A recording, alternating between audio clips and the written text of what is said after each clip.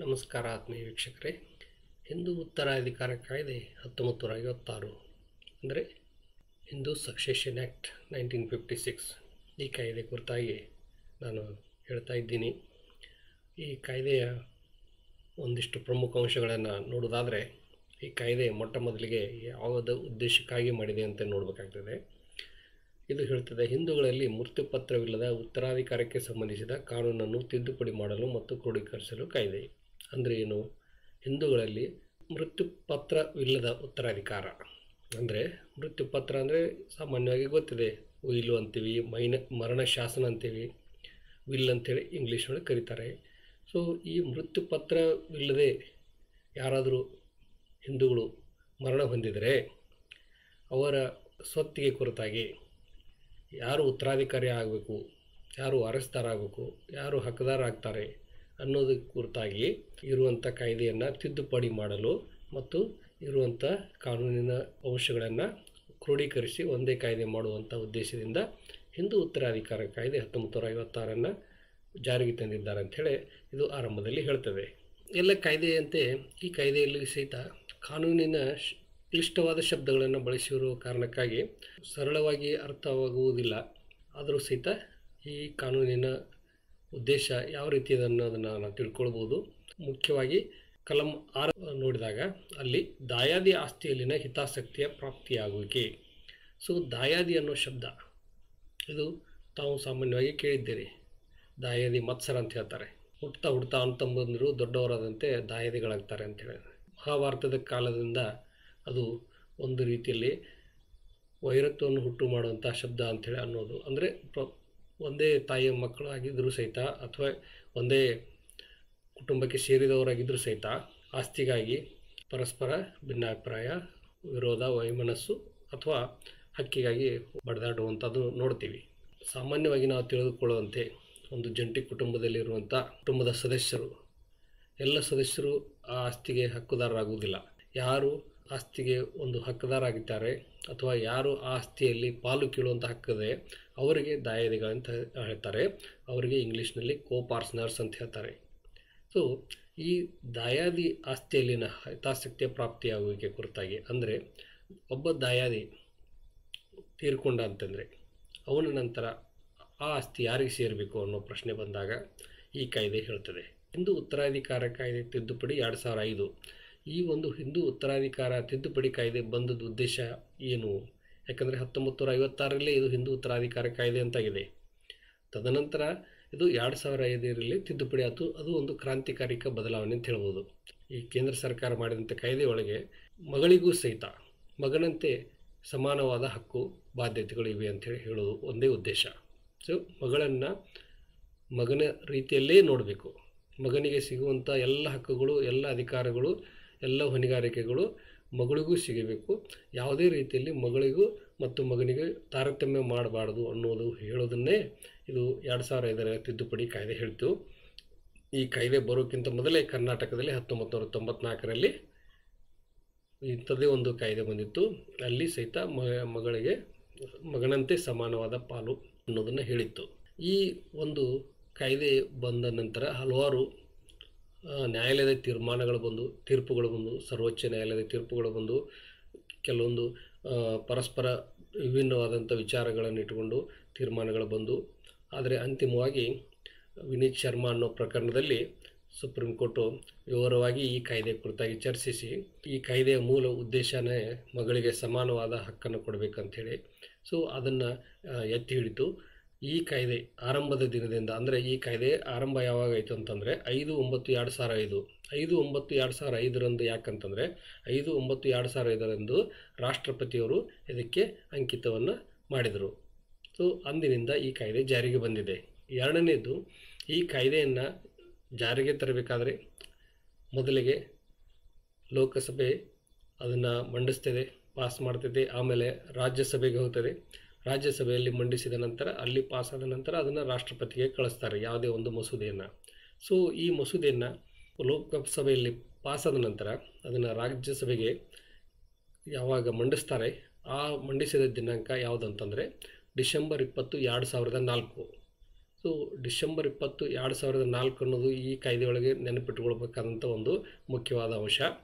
ಯಾಕಂತಂದರೆ ಯಾವಾಗ ರಾಜ್ಯಸಭೆಗೆ ಈ ಕಾಯ್ದೆ ಹೋಯಿತು, ಮಂಡನೆ ಆಯಿತು ಡಿಸೆಂಬರ್ 20, 2004 ಅಲ್ಲಿವರೆಗೆ ಏನಾದರೂ ಕುಟುಂಬದಲ್ಲಿ ಆಗಿಂಥ ವ್ಯವಹಾರಗಳಿದ್ದರೆ ಆ ವ್ಯವಹಾರಗಳನ್ನು ವ್ಯತ್ಯಾಸ ಮಾಡಬಾರ್ದು, ಅದನ್ನು ಡಿಸ್ಟರ್ಬ್ ಮಾಡಬಾರ್ದು, ಅದನ್ನು ಯಾವ ರೀತಿ ಇರ್ತದೆ ಅದೇ ರೀತಿ ವ್ಯವಹಾರಗಳನ್ನು ಎತ್ತಿ ಹಿಡಿಬೇಕು. ತದನಂತರ ಏನಾದರೂ ಬದಲಾವಣೆ ಆದರೆ ಅದಕ್ಕೆ ಮಾತ್ರ ಈ ಹೊಸ ಕಾಯ್ದೆ ಅನ್ವಯ ಆಗುತ್ತೆ ಅನ್ನೋದನ್ನು ಈ ಕಾಯ್ದೆ ಹೇಳ್ತದೆ. ಸೊ ಆದರೆ ಈ ಕಾಯ್ದೆ ಜಾರಿಗೆ ಯಾವಾಗ ಬಂತು 5/9/2005 ಅಂದಮೇಲೆ 5/9/2005 ನಂತರ ಈ ಕಾಯ್ದೆಯ ಅಂಶಗಳು ಕಡ್ಡಾಯವಾಗಿ ಅನ್ವಯವಾಗತಕ್ಕದ್ದು ಅನ್ನೋದನ್ನು ಇಲ್ಲಿ ಹೇಳ್ತಾರೆ.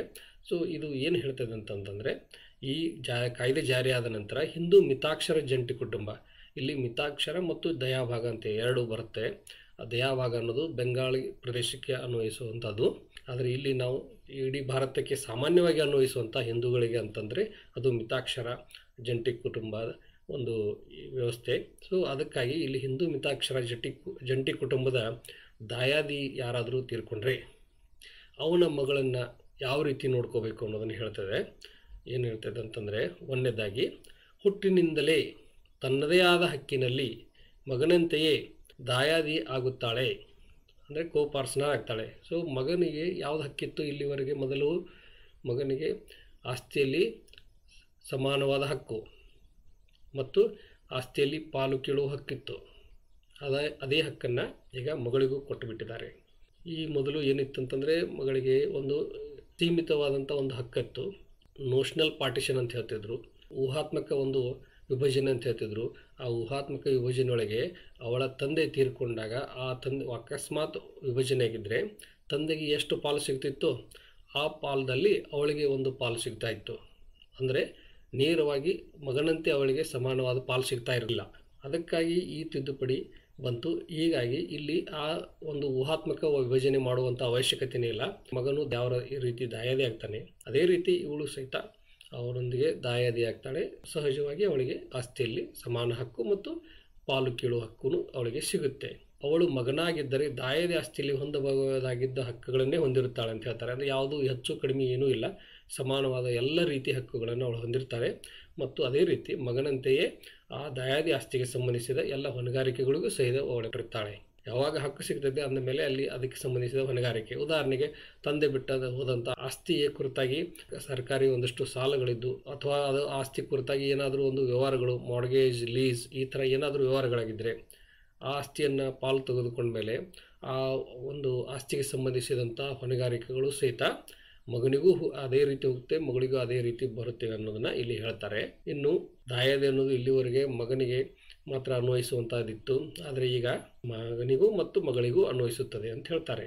ಸೊ ಈಗಾಗಲೇ ಹೇಳಿದಂತೆ ಡಿಸೆಂಬರ್ 20, 2004 ಏನು ರಾಜ್ಯಸಭೆಗೆ ಈ ಕಾಯ್ದೆ ಮಂಡನೆಗಾಯಿತು, ಆ ತಾರೀಕಿನಿಂದ ಈ ಕಡೆ ಏನಾದರೂ ಯೋಜನೆ ಅಥವಾ ಯಾವುದೇ ಒಂದು ಈ ಮಗಳಿಗೆ ಹಕ್ಕು ಸಿಗಬಾರ್ದಂಥೇಳಿ ಯಾವುದಾದ್ರೂ ಒಂದು ಕಾಗದ ಪತ್ರ ಮಾಡಿದರೂ ಸಹಿತ ಅದು ಕಾನೂನುಬದ್ಧ ಅಲ್ಲ.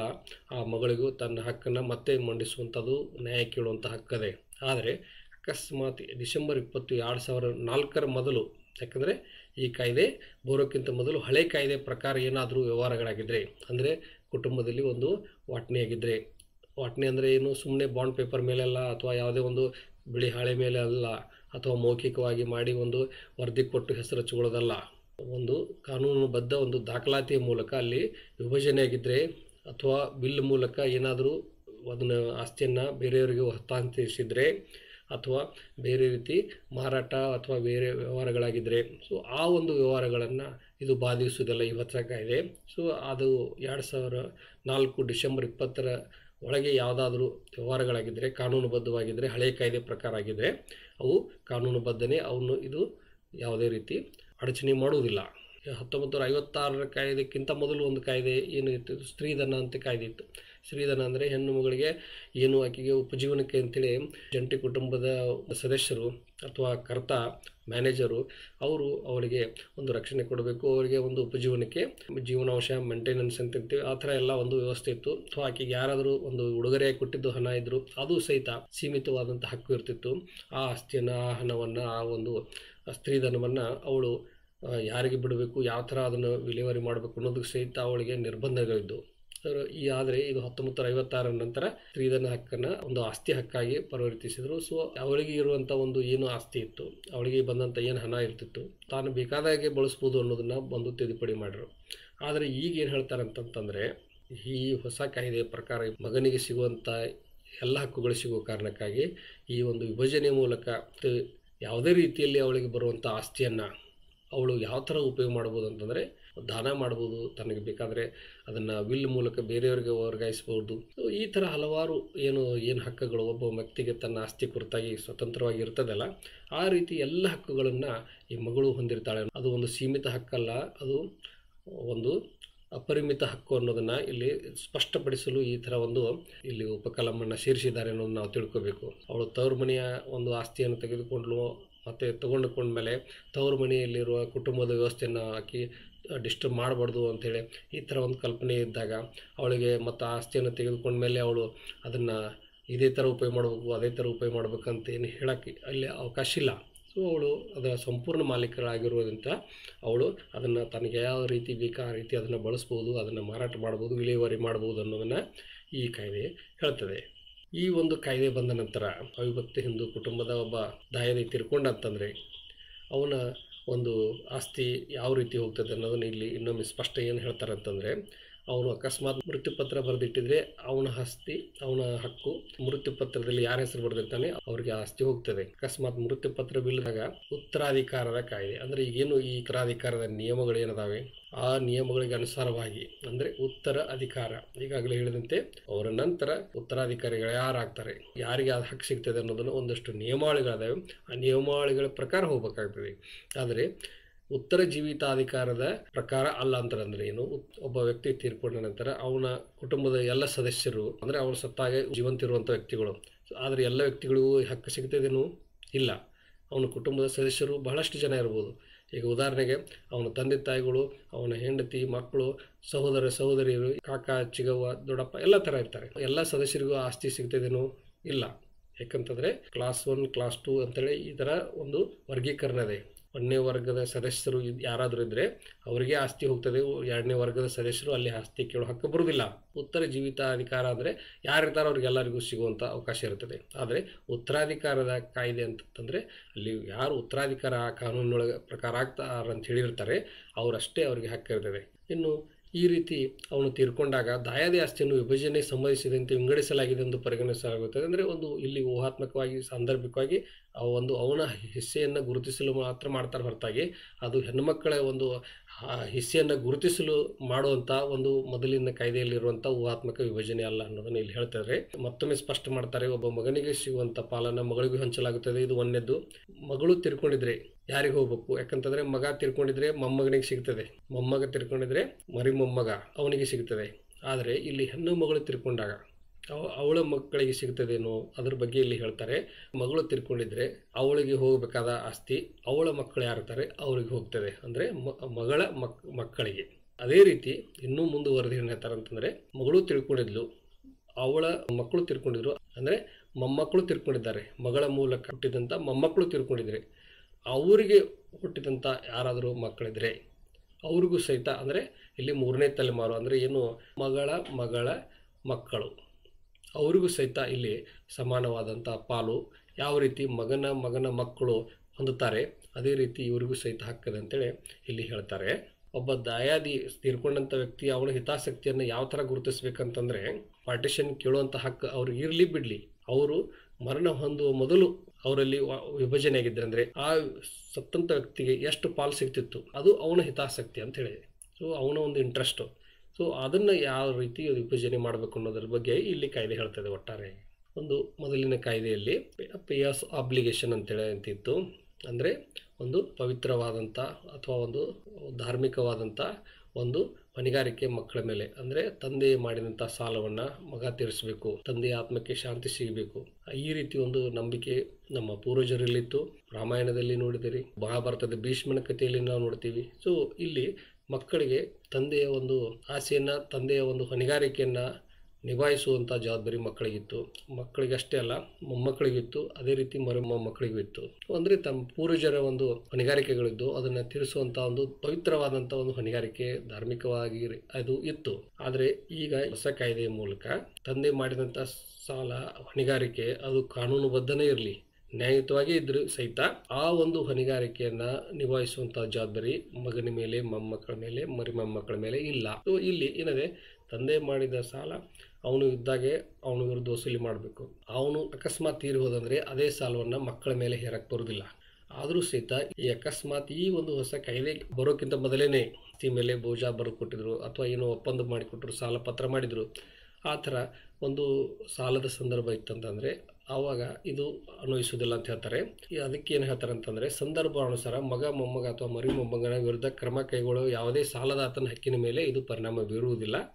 ಎರಡನೇದಾಗಿ, ಆ ಸಾಲಕ್ಕಾಗಿ ಸಾಲವನ್ನು ತೀರಿಸಲಿಕ್ಕೆ ಅಂತೇಳಿ ಒಂದು ಆಸ್ತಿಯನ್ನು ಮಾರಾಟ ಮಾಡಿದರೆ ಅಥವಾ ಅಡಮಾನ ಮಾಡಿದರೆ, ಯಾವುದೇ ರೀತಿ ಒಂದು ವ್ಯವಹಾರ ಮಾಡಿದರೆ ಆ ವ್ಯವಹಾರಗಳು ಸಹಿತ ಇದು ಏನೂ ವ್ಯತ್ಯಾಸ ಮಾಡೋದಿಲ್ಲ. ಯಾಕಂದರೆ 2005 ಕಾಯ್ದೆ ತಿದ್ದುಪಡಿಕೆಯಿಂದ ಮೊದಲಾಗಿರೋಂಥ ವ್ಯವಹಾರಗಳಿಗೆ ಇದು ಯಾವುದೇ ಒಂದು ಪರಿಣಾಮ ಬೀರುವುದಿಲ್ಲ ಅಂಥೇಳಿ ಇಲ್ಲಿ ತಿಳಿಸ್ತಾರೆ.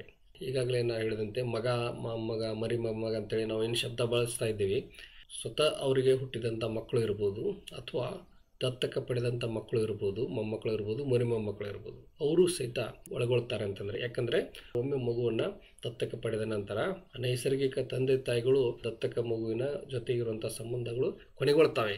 ಆದರೆ ದತ್ತಕ ಪಡೆದಂಥ ತಂದೆ ತಾಯಿಗಳ ಒಂದು ಸಂಬಂಧ ಆ ದತ್ತಕ ಮಗುವಿನೊಂದಿಗೆ ನಿಜವಾಗಿ ಅವರೇ ಒಂದು ಹೆತ್ತ ತಂದೆ ತಾಯಿಗಳು ಅನ್ನೋ ರೀತಿಯಲ್ಲಿ ಅವರ ಸಂಬಂಧ ಕಾನೂನಿನ ದೃಷ್ಟಿಯಲ್ಲಿ ಏರ್ಪಡುತ್ತದೆ. ನೈಸರ್ಗಿಕ ಮಗನಂತೆ ಅವನನ್ನು ಅವರು ಗುರುತಿಸಬೇಕಾಗ್ತದೆ. ಅದೇ ರೀತಿ ಅವನಿಗೆ ಕಾನೂನುಬದ್ಧ ಎಲ್ಲ ಹಕ್ಕು ಹೊಣೆಗಾರಿಕೆಗಳು ಸಿಗ್ತವೆ. ಹೀಗಾಗಿ ಮಗ, ಮೊಮ್ಮಗ, ಮೊಮ್ಮಗ ಅನ್ನೋ ಏನು ಒಂದು ಶಬ್ದದೆ ಅದು ಅವರಿಗೆ ಹುಟ್ಟಿದ ಮಗ ಇರ್ಬೋದು ಅಥವಾ ದತ್ತಕ ಪಡೆದಂಥ ಮಗನೂ ಇರ್ಬೋದು, ಎರಡೂ ಒಂದೇ ಅಂಥೇಳಿ ಇಲ್ಲಿ ತಿಳ್ಕೊಳ್ಬೇಕಾಗ್ತದೆ. ಡಿಸೆಂಬರ್ 20, 2004 ಮೊದಲು ಮಾಡಲಾದ ವಿಭಜನೆಗೆ ಅನ್ವಯಿಸುವುದಿಲ್ಲ. ವಿಭಜನೆ ಅಂದರೆ ಏನಂತೇಳಿ ಇಲ್ಲಿ ಸ್ಪಷ್ಟ ಹೇಳ್ತಾರೆ.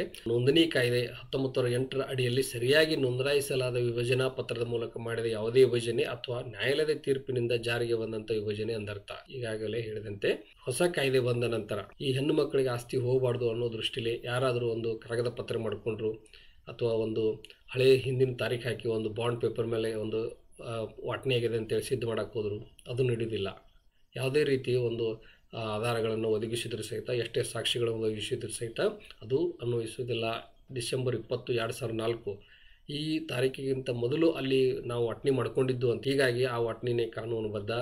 ಅದಕ್ಕೆ ಈಗ ಮತ್ತೆ ಇವರಿಗೆ ಪಾಲು ಕೇಳಕ್ಕೆ ಬರೋಲ್ಲ ಅಂತ ಹೇಳ್ಬೇಕಂತಂದರೆ ಕಾನೂನುಬದ್ಧವಾಗಿ ಸಬ್ ರಿಜಿಸ್ಟ್ರಾರ್ ಕಚೇರಿಯಲ್ಲಿ ಅದನ್ನು ನೋಂದಾವಣಿ ಆಗಿದ್ದರೆ ಮಾತ್ರ, ಅಂದರೆ ಪಾರ್ಟಿಷನ್ ಡೀಡ್ ಅದು ಕಡ್ಡಾಯವಾಗಿ ರಿಜಿಸ್ಟ್ರೇಷನ್ ಆಗಿರಬೇಕು. ಎರಡನೇ ದಾರಿ ಅಂತಂತಂದರೆ ನ್ಯಾಯಾಲಯದಿಂದ ಅದು ಡಿಕ್ರಿ ಆಗಿರಬೇಕು. ಮೊದಲನೇದಾಗಿ ಪ್ರಿಲಿಮಿನರಿ ಡಿಕ್ರಿ ಅಂತ ಬರ್ತದೆ, ನಂತರ ಫೈನಲ್ ಡಿಕ್ರಿ ಅಂತ ಬರುತ್ತೆ. ಪ್ರಿಲಿಮಿನರಿ ಡಿಕ್ರಿ ಒಳಗೆ ಯಾರ್ಯಾರು ಹಕ್ಕುದಾರದಾರೆ ಅನ್ನೋದನ್ನು ತೀರ್ಮಾನ ಆಗ್ತದೆ. ಎರಡನೇ ಹಂತದೊಳಗೆ ಯಾವ ಯಾವ ಆಸ್ತಿಗಳನ್ನು ನಿರ್ದಿಷ್ಟವಾಗಿ ಯಾರ್ಯಾರಿಗೆ ಹಂಚಬೇಕು ಅನ್ನೋದನ್ನು ತೀರ್ಮಾನ ಮಾಡ್ತಾರೆ. ಸೊ ಈ ಥರ ನ್ಯಾಯಾಲಯದಲ್ಲಿ ಅಂತಿಮವಾಗಿ ತೀರ್ಮಾನ ಆಗಿದ್ದರೆ ಅದು ಮಾತ್ರ ಅದು ಕಾನೂನುಬದ್ಧ ಆಗ್ತದೆ. ಅದನ್ನು ತಿದ್ದುಪಡಿ ಮಾಡೋದಾಗಲಿ, ಅದನ್ನು ವ್ಯತ್ಯಾಸ ಮಾಡೋದಾಗಲಿ ಮಾಡೋಕ್ಕೆ ಬರೋದಿಲ್ಲ. ಅದಕ್ಕಾಗಿ ಈ ಹೊಸ ಕಾಯ್ದೆ ಅನ್ವಯಿಸೋದಿಲ್ಲ. ಸೊ ಈಗಾಗಲೇ ಫೈನಲ್ ಡಿಕ್ರಿ ಆಗಿದ್ದರೆ ಅಂಥ ಸಂದರ್ಭದಲ್ಲಿ ಅದು ಈ ಒಂದು ಹೊಸ ಕಾಯ್ದೆ ಅದಕ್ಕೆ ಅನ್ವಯಿಸೋದಿಲ್ಲ.